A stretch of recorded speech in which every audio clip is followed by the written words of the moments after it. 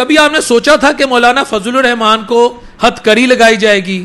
ان کو جیل کی یا قید و بند کی صحبتیں برداشت کرنا پڑیں گی؟ گجرانوالہ کے ایڈیشنل سیشن جج فیصل جمیل نے مولانا فضل الرحمان کو 20 جولائی کو طلب کر لیا ہے, اور مولانا فضل الرحمان صاحب کے خلاف منظور قادر بھنڈر صاحب ہیں, ایک ایڈوکیٹ ہیں, انہوں نے باقاعدہ پٹیشن دائر کی ہے جس کا لبے لباب یہ ہے کہ مولانا فضل الرحمان نے شہداء کو بے توقیر کیا ہے, ان کے خاندان والوں کے جذبات کو مجروح کیا ہے, بلکہ پوری پاکستانی قوم کو انہوں نے سخت اذیت پہنچائی ہے, وہ جو انہوں نے جلسے میں شہداء کے متعلق ایک بیان دیا تھا. دوسری طرف زاہد گشکوری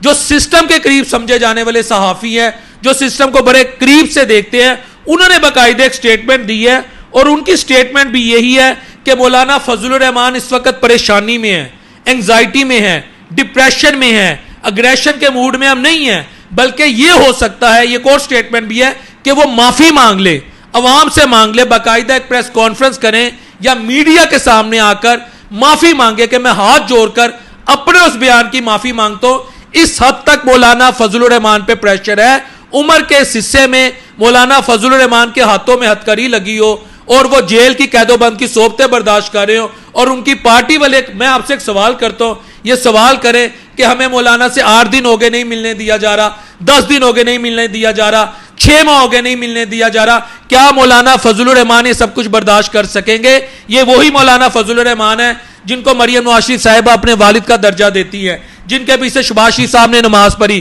جن کے پیچھے زرداری صاحب نے, دیگر پیپلز پارٹی کی لیڈرشپ نے نماز پڑھی, بلاول بھٹو نے نماز پڑھی, جنہوں نے عمران خان صاحب کی حکومت گرائی, جنہوں نے عمران خان صاحب کے خلاف لانگ مارچ کیا, جو یہ کہتے تھے کہ عمران خان اگریشن میں ہے, عمران خان یہ ہے وہ ہے. لیکن یہ مولانا آخر ہوا ایسا کیا کہ اس حد تک آگے چلے گئے کہ جس سے پورے پاکستانی یہ جو عوام ہے, یہ سب جو پاکستان کی عوام ہے, ان کے جذبات اس وقت مجروح ہو چکے ہیں. میں آپ کو حقیقت بتا رہا ہوں کہ فیاض الحسن چوہان کا اگر آپ سیاسی کا دیکھیں, مولانا فضل الرحمان کے پاس کو بھی نہیں ہے, لیکن مولانا کے بیان کی وجہ سے اس نے کہا کہ میں مولانا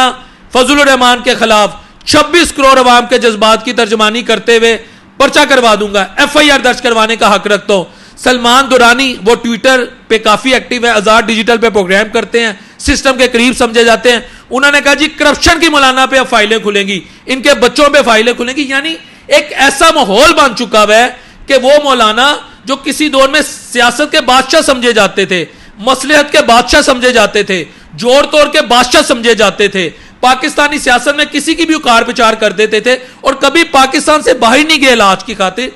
حتیٰ کہ سخت ترین دور میں بھی, عمران خان کے دور میں, پوری جو نون لیگ کی لیڈرشپ تھی آپ کو پاکستان میں نظر نہیں آئی.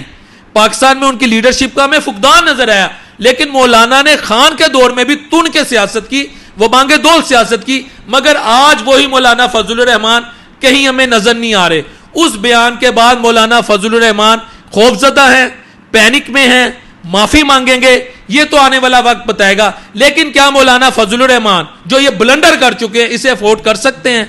کیا مولانا فضل الرحمان جو ہے ابھی بھی اپنا قبلہ درست کریں گے؟ میرا خیال ہے, میں آج آپ کو ایک پیشین کو ہی دے رہا ہوں, یہ میری بات لکھ لیں. پھر بہت سارے دوست کہتے ہیں یہ کیا بات کر رہا ہے, یہ فلاں کی بات کر رہا ہے, فلاں کی. مولانا فضل الرحمان بہت جلد اپنے اس موقع پر معافی مانگ لیں گے, اور اچھی بات ہے.